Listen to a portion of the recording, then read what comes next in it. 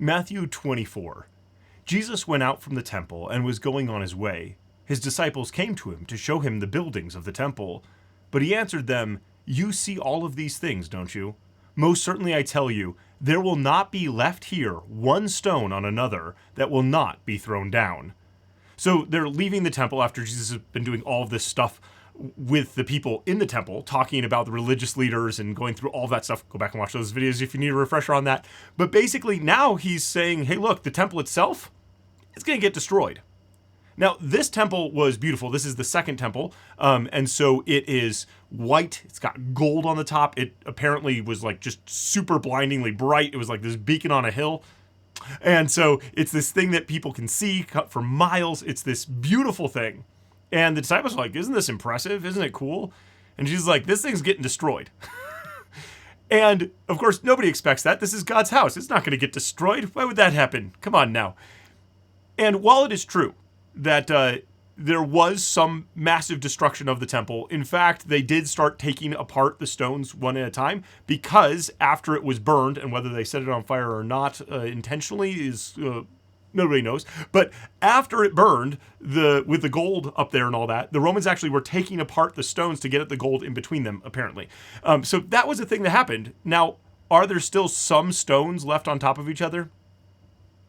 Yes. So is there a little bit of hyperbole going on here? Yes. Is the point still true? Absolutely. This temple got destroyed. So that's the thing. But yeah, if there's still a couple of stones left on top of each other, there's like a wall and stuff like that, not of the temple itself, but like around the Temple Mount. Yes, that's true. Okay, here we go. Okay. As he sat on the Mount of Olives, it's across the way there, the disciples came to him privately saying, "Tell us, when will these things be? What is the sign of your coming and of the end of the age?" So they're actually asking multiple questions, but they might be thinking they're only asking one, but Jesus is going to answer them. And we'll pay attention to this as we go along. Jesus answered them, "Be careful that no one leads you astray, for many will come in my name, saying, 'I am the Christ,' and will lead many astray. You will hear of wars and rumors of wars. See that you aren't troubled, for all this must happen, but the end is not yet. For nation will rise against nation and kingdom against kingdom, and there will be famines, plagues, and earthquakes in various places. But all these things are the beginning of birth pains." So there were a lot of people who used birth pains as a metaphor for, like, here's the terrible stuff coming on. Like this is a painful thing. So here we go with that. But instead of it being the beginning, this was like, hey, yeah, this is what it is. This is the end is coming. The end is here. And Jesus is like, no. All the stuff that you're expecting, all this apocalyptic stuff that you're expecting to come, won't be like that. This isn't the end. This is only the start. So when you see all these things, yeah, okay, stuff's going, but it's not here. This isn't the beginning. And we have all this interesting stuff about kingdom and kingdom and nation, and Jesus is actually borrowing from Isaiah 19. I think this is great. So the burden of Egypt. "Behold, Yahweh rides on a swift cloud and comes to Egypt." So there's Yahweh riding on a cloud. Keep that in mind. "The idols of Egypt will tremble at his presence, and the heart of Egypt will melt within it. I will stir up the Egyptians against the Egyptians, and they will fight everyone against his brother, and everyone against his neighbor, city against city, and kingdom against kingdom. The spirit of the Egyptians will fail within them. I will destroy their counsel. I will seek out the idols, the charmers, those who have familiar spirits, the wizards, all this stuff. Because in this case, right, this is a thing against Egypt, and they're all going to get destroyed. So here we have this same thing now being applied to Israel. Okay, but again, this is just the beginning. This isn't it. This is the beginning. "Then they will deliver you up to oppression and will kill you. You will be hated by all of the nations for my name's sake. Then many will stumble and will deliver one another and will hate one another. Many false prophets will arise and will lead many astray. Because iniquity will be multiplied, the love of many will grow cold, but he who endures to the end will be saved. The good news of the kingdom will be preached in the whole world for a testimony to all the nations, and then the end will come." And all of this, prior to that last little bit, is totally expected, right? Oh yeah, we're good Jewish people. We understand. We need to hold firm. We understand that there's going to be the people that are going to fall away. We understand that there are people who are horrifically going to betray each other. Oh my goodness, they're going to kill each other. Yeah, okay, we understand all that is coming. But wait, the kingdom is going to be preached to everybody? The whole world? That was not on the table for expectation. Okay? And then what's more is that and that alone is the thing that says this is going to bring the end. So all that other stuff, yeah, okay, it's beginnings of birth pains, but it's not until all nations, right, have had the gospel preached to them, the kingdom preached to them. Not until that. Then the end will come. When therefore you see the abomination of desolation, Daniel, which was spoken of through Daniel the prophet, standing in the holy place, let the reader understand. Then let those who are in Judea flee to the mountains. Let him who is on the housetop not go down and take out the things that are in his house. Let him who is in the field not return back to get his clothes. But woe to those who are with child and to nursing mothers in those days. Pray that your flight will not be in the winter nor on a Sabbath. For then there will be great suffering, such has not been from the beginning of the world until now. No, nor will ever be, or nor ever will be. Unless those days had been shortened, no flesh would have been saved. But for the sake of the chosen ones, those days will be shortened. So we've got this thing of like this abomination, of desolation. And historically, there's already been several candidates for this by this point in time. You have the whole Maccabean revolt, which was started because you have Antiochus Epiphanes coming in and like slaughtering a pig on God's altar in the temple. That's an abomination, and it causes desolation. And so the Maccabees are like, we're not taking this, right? And so they go in the storm and they do all that kind of stuff. You also have another time where like when Rome first comes into Jerusalem, people are like, wait, the insignia of Rome has like Caesar is God. That is blasphemy, and that's coming into our city. That's an abomination that desolates our city. That's not okay either. So like people have already expected this. But here, when Jesus is speaking, and then Matthew coming in and saying, let the reader understand, it hasn't happened yet. Or it has happened, but it will happen again. So there's this thing of like, hey, when you see this thing happening, be prepared. And actually with this, people actually did flee from Jerusalem before the destruction. Christians actually fled Jerusalem before the destruction of the city because they were paying attention and looking forward to like, okay, is it now? Okay, let's run now. Okay, don't go back into your house. Don't go grab things. Okay, just get out of here. And when it was winter and people were trying to flee the city, Rome just killed them. They just slaughtered them. And yeah, fleeing on the Sabbath, you're only supposed to walk a certain distance. You're supposed to rest. This isn't about trying to escape and save you. And yet here we are, right? So in a way, all this has already taken place. And there actually are people who take the position that everything has already taken place. Everything that's talked about here, it has already happened and it's already done. There are other people that are like, nah. That was bad, sure. But it's not fully done yet. That wasn't actually it. That was just like, like examples of it. And then there's kind of like the other position that's like, yeah, it happened and it's going to happen again. It's going to be worse or whatever, right? So like there's different perspectives on this. And we'll keep talking about that as we keep going here. Then if any man tells you, behold, here is the Christ, or there, don't believe it. For there will arise false Christs and false prophets, and they will show great signs and wonders, so as to lead astray, if possible, even the chosen ones. Behold, I have told you beforehand. So yeah, there's going to be people. They're going to be convincing. They're going to be able to do miracles. They're going to be able to do stuff, and you're going to be like, no, you're not the Messiah. Okay. If therefore they tell you, behold, he is in the wilderness, don't go out. Or behold, he is here in the inner rooms, don't believe it. For as lightning flashes from the east and is seen to the west, so will be the coming of the Son of Man. For wherever the carcass is, that is where the vultures gather together. And so Jesus is like, look, if people are like, hey, Christ, he's out there, or, oh, he's in here. And actually, there were people, post-Jesus, there were people who were like, hey, look, let's band together out in the wilderness.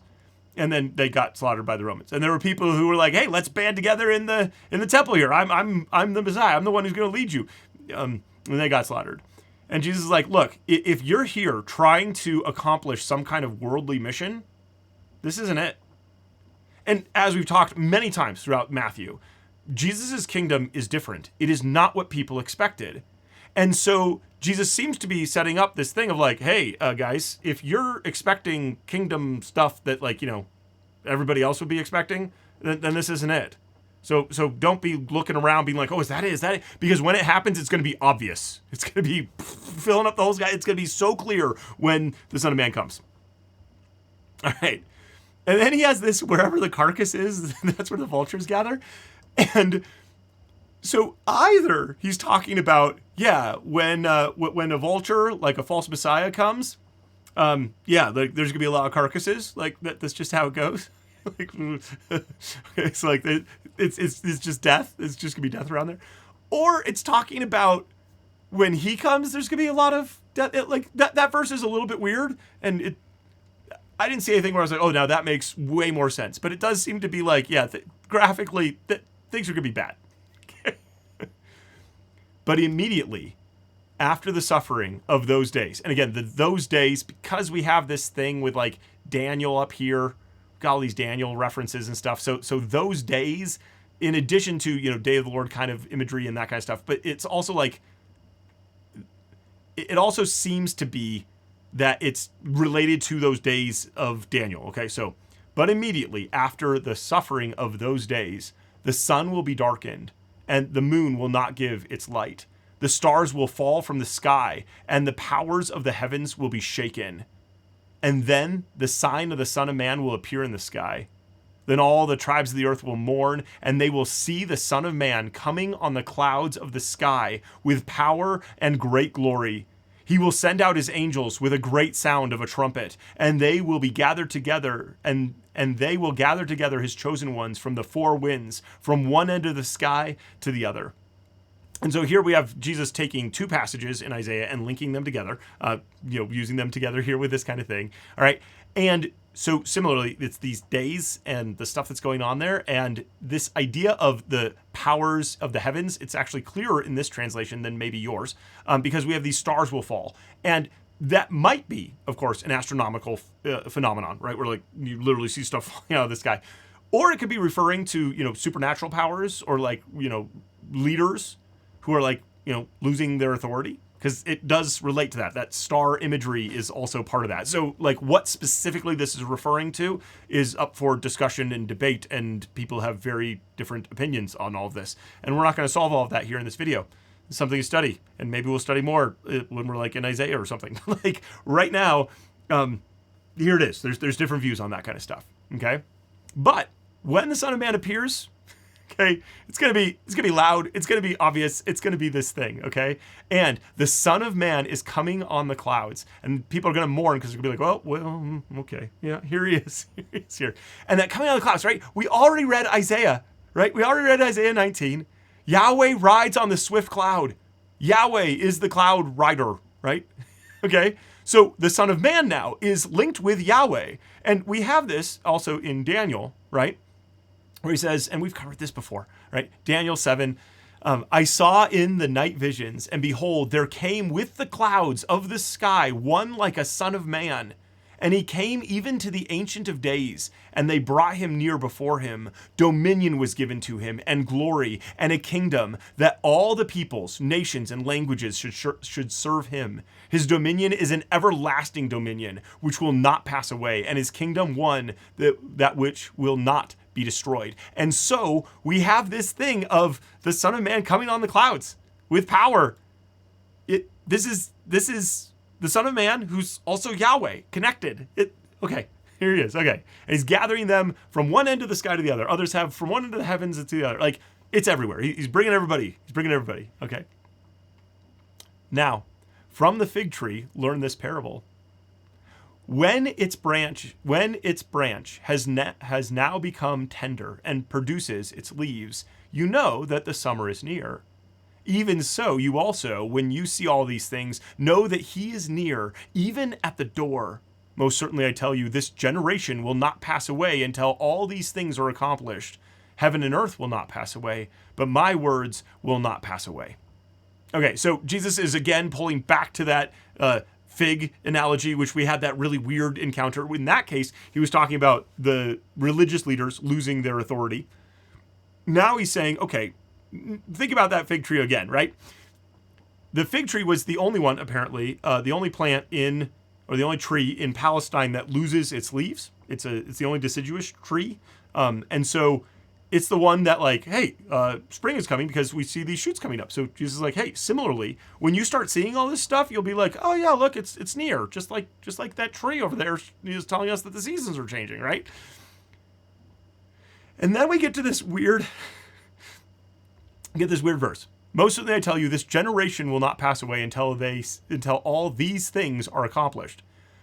So what's that? And there are a lot of things. And there's footnotes in your Bible probably that says, oh, this could also be like, this race of people or this group of people, right? It doesn't have to be generation. So like, how do we properly interpret this? Like Israel hasn't been fully destroyed until this happens. So that could be it. Like there are different ways that people look at these passages. I think the one that makes the most sense to me now, I used to like the generation means race thing. I used to like that. Now I think that it makes more sense to be like, no, this is about when is destruction coming? When is this stuff coming? You know this destruction stuff's coming because here are these signs that are happening. And this generation, the one that he's talking to, does not pass away because within 40 years, the temple's destroyed. So they'll see this.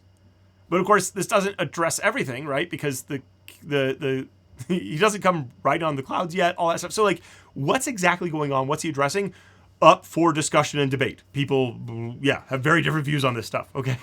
But ultimately, Jesus is saying, look, my words are to be linked at the same level as God's word. There were no other rabbis who said, hey, my word, okay, is not going to pass away. Right? No one else said that. Jesus did. Divine claim, okay? But no one knows of the day of that day or hour, nor even the angels of heaven, but the Father only, my Father only. And there's a footnote. Some of your versions might say nor the Son, because some versions have that, some versions don't. So it's not in this one, but it might be in yours, and that's okay because if only the Father knows, then the Son wouldn't know. But okay, there it is. All right. As the days of Noah were, so will the coming of the Son of Man be. For in those days, which were before the flood, they were eating and drinking, marrying and given in marriage, until the day that Noah entered into the ship. And they didn't know until the flood came and took them all away. So will be the coming of the Son of Man. So will the coming of the Son of Man be. Then 2 men will be in the field, one will be taken and one left. 2 women will be grinding at the mill, one will be taken and one left. Watch, therefore, for you don't know in what hour your Lord comes.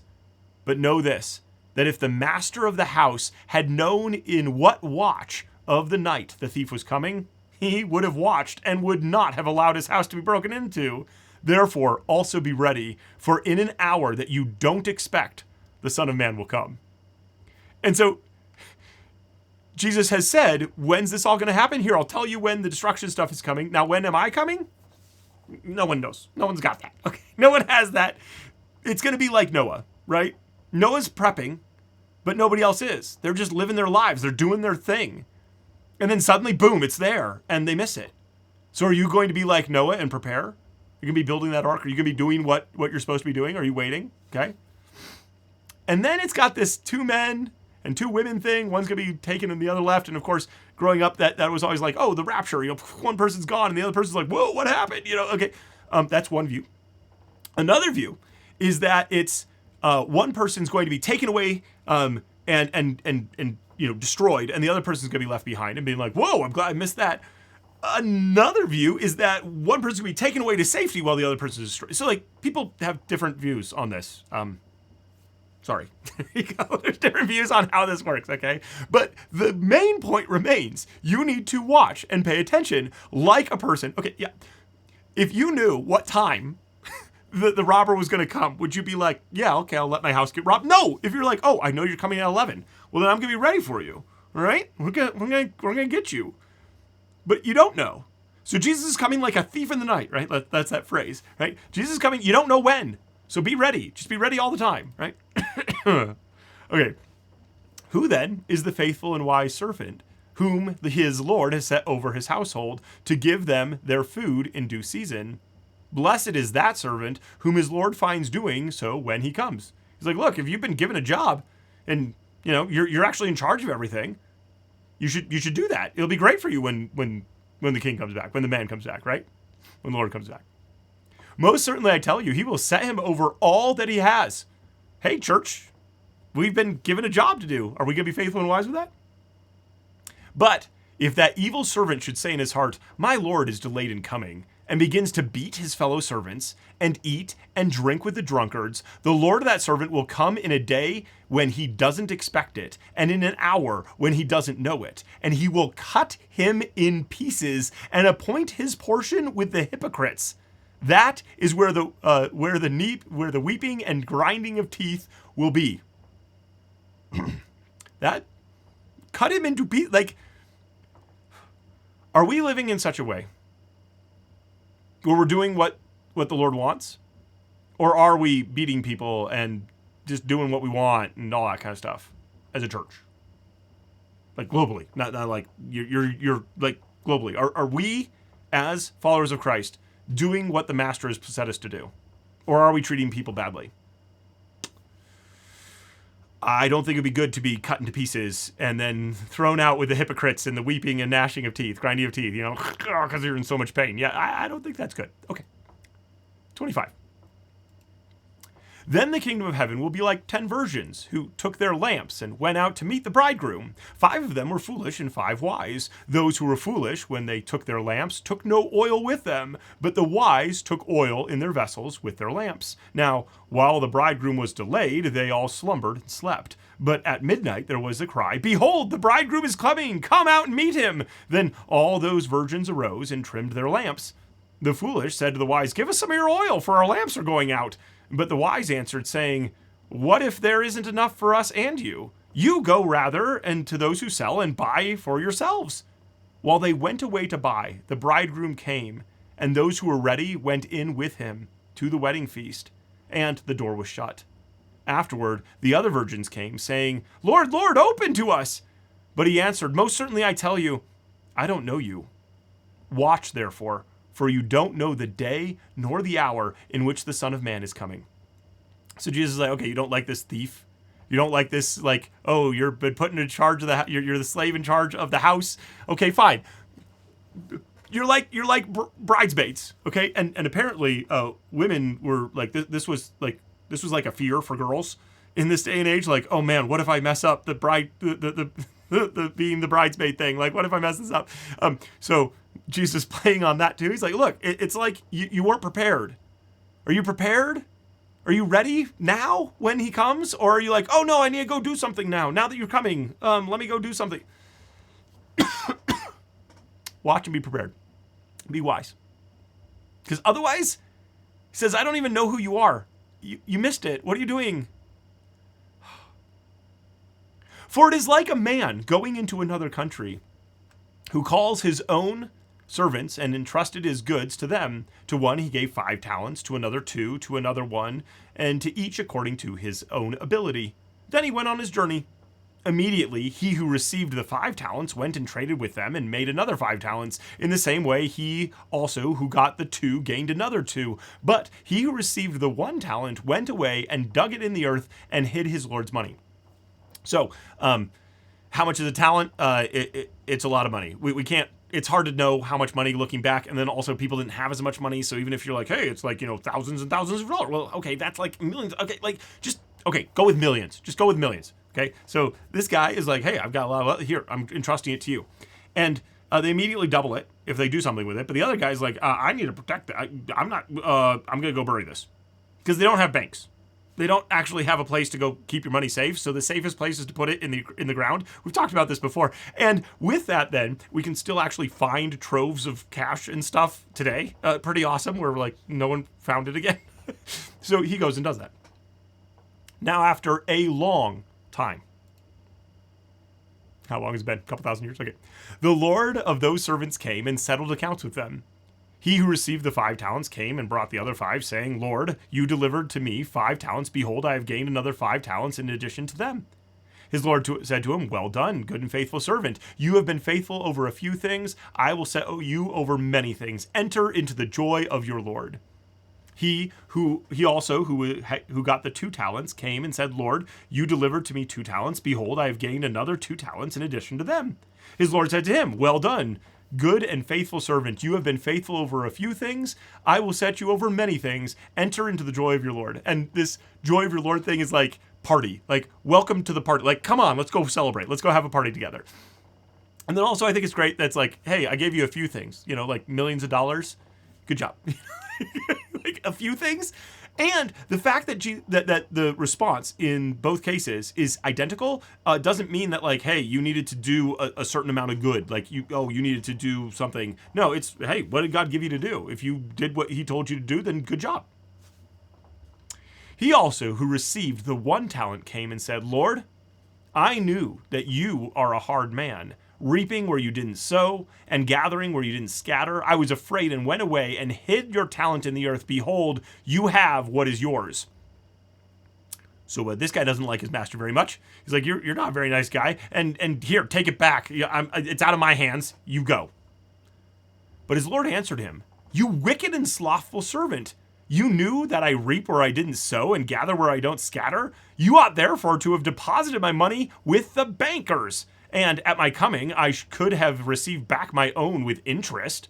Take away therefore the talent from him and give it to the one who has 10 talents. For everyone who has will be given, and he will have an abundance. But from he who doesn't have, even which he has will be taken away. Throw out the unprofitable servant into the outer darkness, where there will be weeping and gnashing of teeth. Again, there were no banks, so actually this is probably money changers, where they would get a fee for the transaction.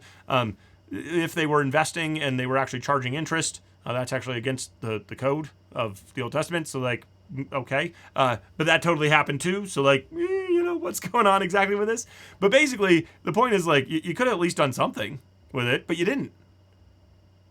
So what are we not doing with what we've been given? I think it's something for us to consider as we go into this, because we don't want to be thrown into outer darkness where there will be weeping and gnashing of teeth. Again, gnashing of teeth is like, it's so bad that you're like, you're like, yeah, okay. When the Son of Man comes in his glory, and all the holy angels with him, then he will sit on the throne of his glory. Behold him. Before him all the nations will be gathered, and he will separate them one from another, as a shepherd separates the sheep from the goats. He will set the sheep on his right hand and the goats on his left. Then the king will tell those on his right hand, Come, blessed of my Father, inherit the kingdom prepared for you from the foundation of the world. For I was hungry, and you gave me food to eat. I was thirsty, and you gave me drink. I was a stranger, and you took me in.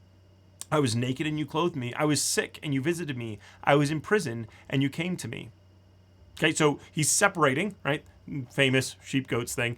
And apparently this was a thing in antiquity. People use this analogy of like sheep and goats for the good guys and bad guys. You actually had different people taking their sheep and goats out together, and like the sheep would stick together and the goats would just wander all over the place. So there's some kind of imagery there too, with just how the animals actually behave for shepherds. So I think that's kind of fun.